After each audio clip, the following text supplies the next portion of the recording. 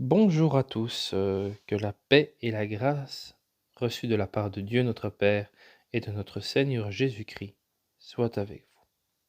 Continuons la lecture de Maria Valtorta, l'Évangile tel qu'il m'a été révélé dans le tome 2, au chapitre 126, qui s'intitule Jésus à la belle eau, tu ne tueras pas, et la mort de Dora.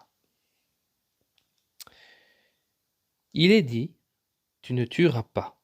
Auquel des deux groupes, de ce commandement appartient celui-ci? Au second? Dites-vous? En êtes-vous sûr? Je vous demande encore, est-ce un péché qui offense Dieu ou celui qui en est la victime? Vous répondez la victime. Êtes-vous sûr aussi de cela? Je vous demande enfin, n'y a-t-il qu'un péché d'homicide? En tuant, ne commettez-vous que ce seul péché? Oui, répondez-vous? Personne n'en doute? Répondez à haute voix. Qu'un seul parle au nom de tous. J'attends. Jésus se penche pour caresser une petite fille venue à côté de lui et qui le regarde extasié, oubliant même de grignoter la pomme que sa mère lui a donnée pour qu'elle se tienne tranquille. Un vieillard imposant se lève et dit: Maître, écoute. Je suis un vieux chef de synagogue et ils m'ont dit de parler au nom de tous. Je parle donc. Il me semble, et il nous semble, avoir répondu selon la justice et selon ce qu'on nous a enseigné. J'appuie ma certitude sur le chapitre de la loi relatif à l'homicide et au coup. Mais toi, tu sais pourquoi nous sommes venus, pour que tu nous enseignes, car nous reconnaissons en toi la sagesse et la vérité.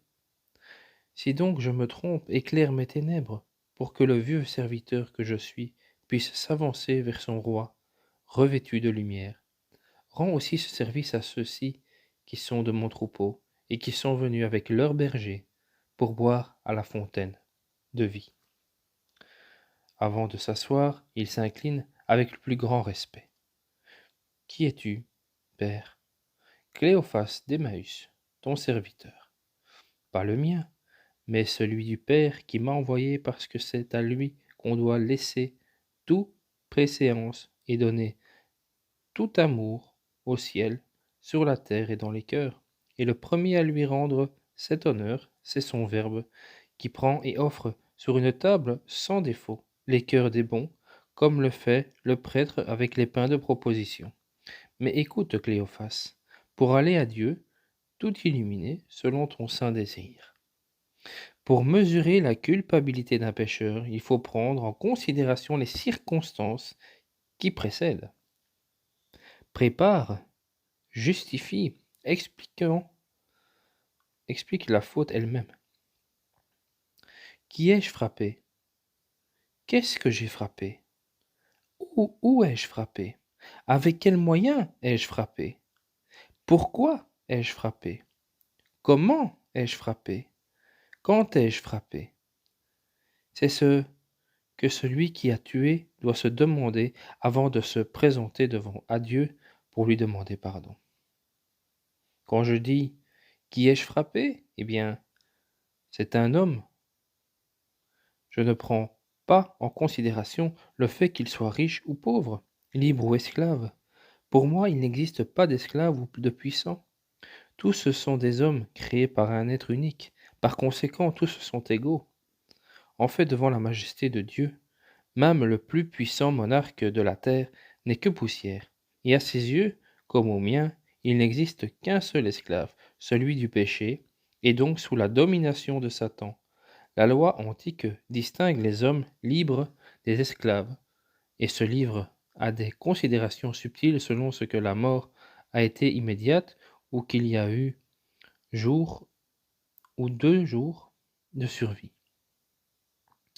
Et de même, si la femme enceinte est morte du coup qui l'a frappée, ou si la mort n'a atteint que le fruit de son sein, mais tout cela a été dit lorsque la lumière de la perfection était encore bien lointaine. Maintenant, elle est parmi vous et vous dit, quiconque frappe mortellement l'un de ses semblables pêche, et il ne pêche pas seulement à l'égard de l'homme, mais aussi contre Dieu. Qu'est-ce que l'homme? L'homme est l'être souverain que Dieu a créé pour être le roi de la création. Il a créé à son image et à sa ressemblance. On lui donna la ressemblance spirituelle en tirant son image de l'image parfaite de sa pensée parfaite. Regardez dans l'air, sur la terre et dans les eaux. Y voyez-vous donc un animal ou une plante qui, aussi beau soit-il, égale l'homme? L'animal court, mange, boit, dort, engendre, travaille, chante, vole, rampe, grimpe, mais il n'a pas la parole. L'homme aussi sait courir et sauter, et il est si agile au saut qu'il rivalise avec l'oiseau. Il sait nager, et il est si rapide à la nage qu'on dirait un poisson. Il sait ramper, et ressemble en cela à un reptile. Il sait grimper, et paraît être un singe. Il sait chanter au point qu'on dirait un oiseau. Il sait engendrer et se reproduire, mais en plus, il sait parler. Et ne dites pas, tout animal a son langage. Certes, l'un maigrit, l'autre bêle, un troisième braie, et un autre encore gazouille. Un dernier fait des trilles, mais du premier bovin au dernier, ce sera toujours le même et unique mugissement. De même, le mouton bêlera jusqu'à la fin du monde, et l'âne berrera comme le fit le premier âne. Le passereau répétera toujours son court gazouillement, pendant que l'alouette et le rossignol rediront le même hymne, la première au soleil, le second à la nuit étoilée. Même au dernier jour de la terre, il en sera ainsi. L'homme, au contraire, parce qu'il n'a pas seulement une luette et une langue, mais un ensemble complexe de nerfs dont le centre est au cerveau. Siège de l'intelligence, c'est saisir des sensations nouvelles, en faire l'objet de ses réflexions et leur donner un nom. Adam appela chien son ami et lion celui qui lui parut plus ressemblant avec son épaisse crinière tout hérissée au-dessus de son visage à peine barbu. Il appela brebis l'aniel qui le saluait doucement et donna le nom d'oiseau à cette fleur emprenée qui volait comme un papillon, mais émettait un doux chant que le papillon ne possède pas. Et puis, au cours des siècles, les descendants d'Adam créèrent sans cesse de nouveaux mots, au fur et à mesure qu'ils connurent les œuvres de Dieu dans les créatures ou à mesure que, grâce à l'étincelle divine qui est en eux, ils n'engendrèrent pas seulement des enfants, mais créèrent aussi des objets utiles ou nuisibles à leurs enfants eux-mêmes selon qu'ils l'étaient avec Dieu ou contre Dieu. Ceux qui créent et produisent de bonnes choses sont avec Dieu. Ceux qui créent des choses mauvaises qui nuisent à leurs prochains sont contre Dieu. Dieu venge ses enfants torturés par le mauvais génie humain. L'homme est donc la créature de prédilection de Dieu, même s'il en est maintenant coupable, c'est toujours la créature qui lui est la plus chère. Ce qui le prouve, c'est qu'il a envoyé son Verbe lui-même, non pas un ange ou un archange, ni un chérubin ou un séraphin, mais son Verbe, en le revêtant de la chair humaine pour sauver l'homme.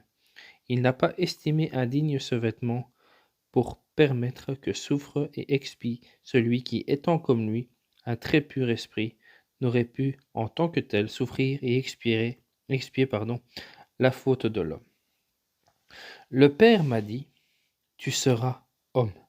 L'homme, j'en avais créé un, parfait, comme tout ce que je fais. Je lui avais destiné une douce vie, une très douce dormition, et un bienheureux réveil, un séjour très heureux et éternel dans mon paradis céleste. Mais, tu le sais, rien de souillé ne peut pénétrer dans ce paradis, car moi, nous, Dieu, et un. Donc, je répète, car moi, nous, Dieu, un, et trine, nous y avons notre trône. Or, seule la sainteté peut paraître en notre présence. Je suis celui qui suis. Ma divine nature, notre mystérieuse essence ne peut être connue que par ceux qui sont sans tache. Maintenant, l'homme en Adam et par Adam est souillé. Va le purifier.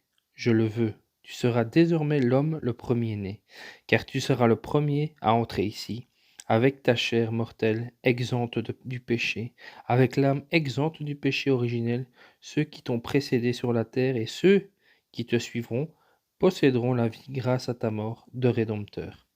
Il ne pouvait mourir que quelqu'un qui était né. Moi je suis né et je mourrai. L'homme est la créature privilégiée de Dieu. Maintenant, dites-moi, si un père a plusieurs enfants, mais que l'un d'eux est son préféré, la pupille de son œil est qu'on le tue, ce père ne souffrira-t-il pas plus que s'il s'agissait d'un autre de ses enfants? Cela ne devrait pas être, car un père devrait être juste envers tous ses enfants. Mais cela arrive parce que l'homme est imparfait. Dieu peut le faire avec justice, car l'homme est l'unique être de la création qui possède en commun avec le Créateur l'âme spirituelle, marque indéniable de la paternité divine. En enlevant un fils à son père par le meurtre, n'offense-t-on que le fils? Non, le père aussi. Le fils en sa chair, le père en son cœur. Mais les deux sont blessés. En tuant un homme, n'offense-t-on que l'homme? Non, Dieu aussi. L'homme dans sa chair, Dieu dans son droit. Car c'est par lui seulement que la vie et la mort doivent être données et enlevées. Tuer, c'est faire violence à Dieu et à l'homme. Tuer, c'est faire irruption dans le domaine de Dieu. Tuer, c'est manquer en précepte de l'amour. Manquer au précepte de l'amour. Celui qui tue n'aime pas Dieu, car il fait périr son œuvre. Un homme, le meurtrier, n'aime pas le prochain, car il lui enlève ce qu'il veut pour lui-même, la vie. Je viens de répondre aux deux premières questions. Où ai-je tué? On peut tuer en plein air, dans la maison de la victime, ou en l'attirant chez soi. On peut frapper tel ou tel organe en produisant une souffrance plus grave et en commettant même des homicides, à la fois si on frappe la femme enceinte du fruit de son sein. On peut frapper dans la rue sans en avoir l'intention. Un animal qui nous échappe peut tuer un passant. Mais alors, il n'y a pas de préméditation. Mais si un homme se rend armé d'un poignard, qu'il dissimule hypocritement sous son vêtement de lin, dans la maison d'un ennemi, d'ailleurs l'ennemi est souvent celui qui a le tort d'être meilleur. Ou bien, s'il l'invite chez soi avec des marques d'honneur, qu'il l'égorge et le jette dans la citerne, alors il y a préméditation. Et c'est le crime complet puisqu'il y a malice, férocité et violence. Si avec la mère je tue son fruit, c'est des deux que Dieu me demandera de rendre des comptes, parce que le ventre qui engendre un nouvel homme, selon le commandement de Dieu, est sacré, de même que la petite vie qui mûrit en lui, et à laquelle Dieu a donné à une âme. Par quel moyen ai-je frappé? Il ne sert à rien de prétendre « je ne voulais pas frapper ». Quand on a utilisé une arme véritable, dans la colère, les mains elles-mêmes deviennent une arme. De même que la pierre que l'on prend par terre ou la branche arrachée à un arbre, même celui qui examine froidement le poignard ou la hache, et s'ils lui paraissent mal aiguisés, les aiguise puis les glisse au plus près de son corps, de façon qu'on ne les aperçoive pas, mais qu'il puisse facilement les brandir, ne peut pas prétendre s'il se rend ainsi chez son rival. Je n'avais pas l'intention de frapper. Celui qui prépare un poinçon, en recueillant des herbes ou un poison, pardonnez-moi. Celui qui prépare un poison en recueillant des herbes ou des fruits toxiques pour en faire une poudre ou un breuvage, puis les présente à sa victime comme s'il s'agissait d'épices ou d'une boisson fermentée, ne peut certainement pas dire « je ne voulais pas tuer ». Maintenant écoutez, vous les femmes silencieuses et meurtrières, impunies de tant de vie. C'est aussi tuer que d'arracher un fruit qui croît en votre sein parce qu'il est d'une provenance coupable, ou qu'il n'est pas désiré. n'étant qu'un poids inutile en vous préjudiciable pour votre richesse. Il n'y a qu'une façon d'éviter ce poids. Restez chaste. N'unissez pas l'homicide à la luxure, la violence à la désobéissance, et croyez pas que Dieu ne voit pas ce que l'homme n'a pas vu. Dieu voit tout et se souvient de tout. Souvenez-vous-en, vous aussi. À la question « Pourquoi ai-je frappé ?» Ah, les raisons sont multiples.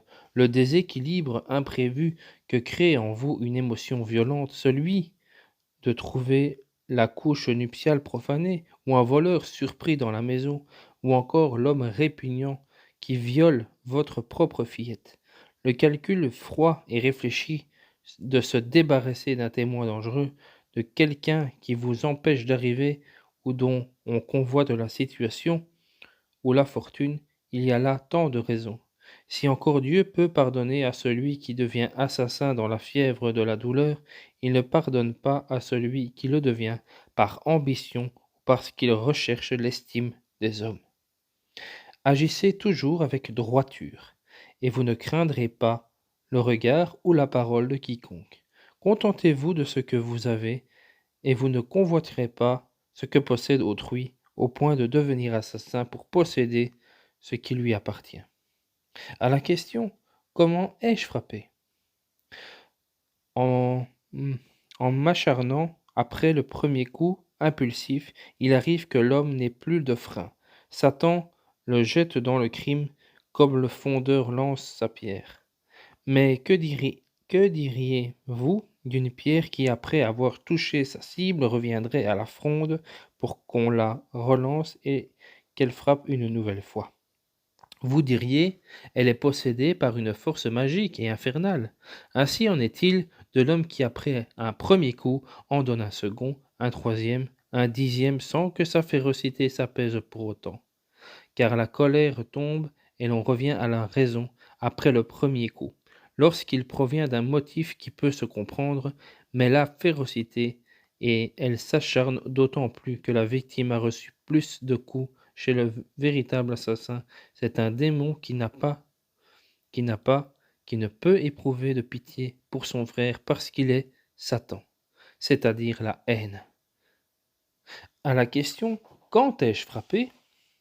Du premier coup, après que la victime est tombée par terre, en simulant le pardon, alors que la rancœur était toujours plus forte, j'ai attendu de frapper peut-être des années durant pour faire souffrir doublement, en tuant le père, en la personne de ses enfants.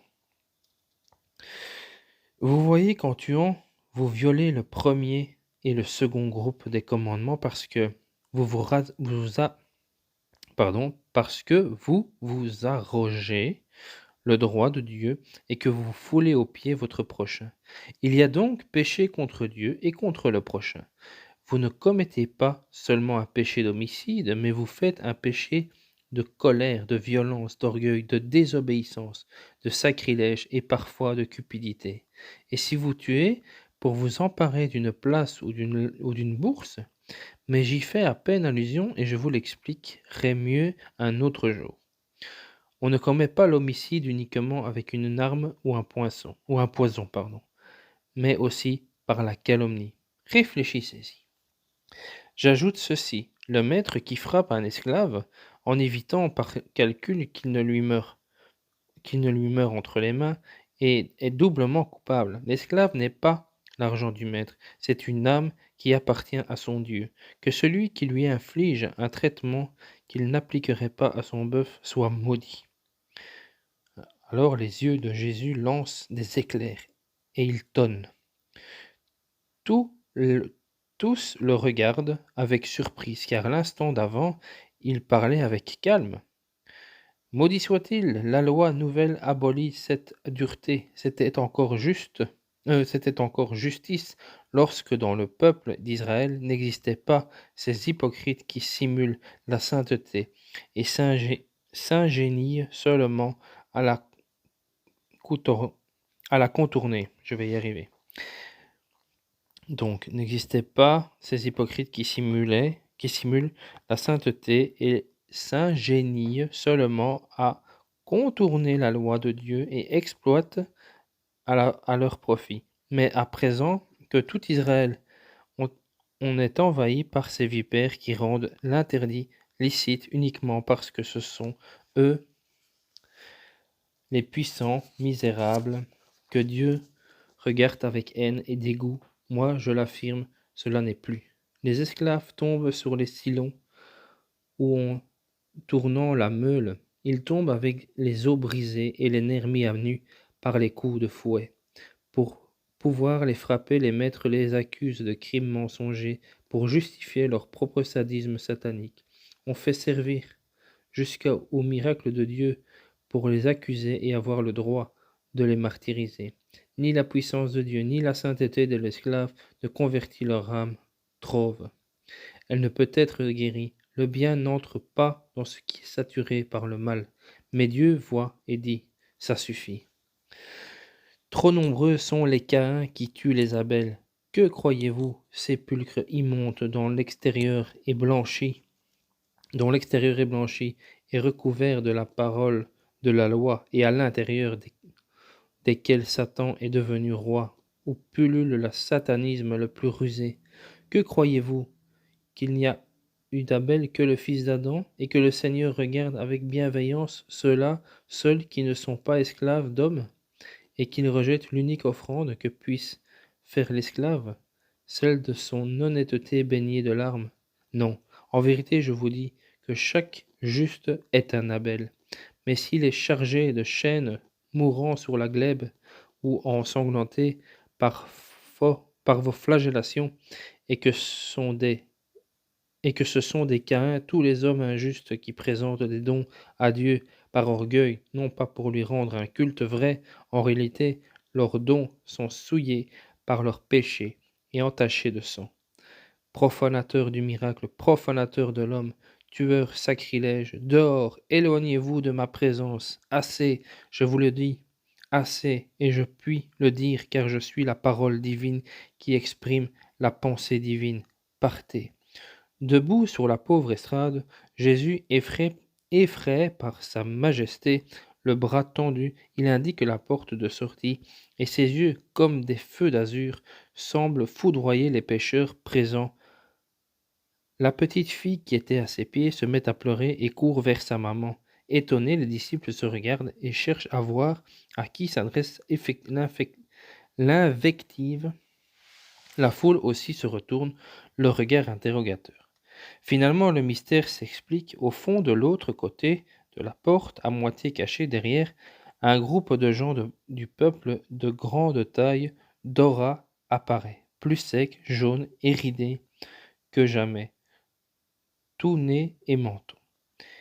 Il est accompagné d'un serviteur qui l'aide à se déplacer, car il paraît à moitié accidenté. Qui donc l'avait aperçu? Là, au milieu de la cour, il ose parler de sa voix érayée, sa voix érayée.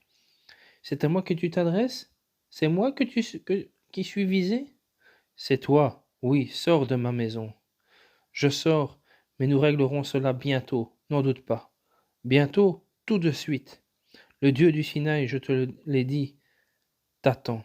Toi aussi, malfaisant, qui as fait arriver sur moi le malheur et les animaux nuisibles de la terre, nous nous reverrons et ce sera ma joie. Oui, et tu voudras pas me revoir, car c'est moi qui te jugerai. Ha ha, malé. Il se débat, gargouille, quelques syllabes, et tombe. Il est mort, crie le serviteur, le maître est mort. Béni sois-tu, Messie, notre vengeur. Non, pas moi, mais Dieu, le Seigneur éternel, que personne ne se souille, que le serviteur seul s'occupe de son maître, et soit bon pour son corps. Soyez bons, vous tous, ses serviteurs, ne vous réjouissez pas par haine du mort, pour ne pas mériter une condamnation. Que Dieu et le juste Yona soient toujours pour vous des amis, et moi avec eux. Adieu. Mais il est mort par ta volonté, demande Pierre. Non, mais le Père est entré en moi. C'est un mystère que tu ne peux comprendre.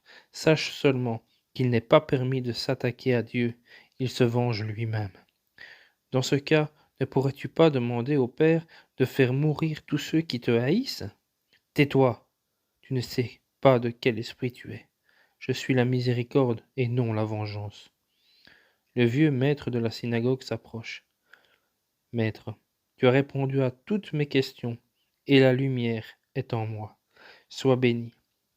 Viens dans ma synagogue, ne refuse pas ta parole à un pauvre vieillard. J'irai, va en paix. Le Seigneur est avec toi. Tout prend fin pendant que la foule s'en va très lentement.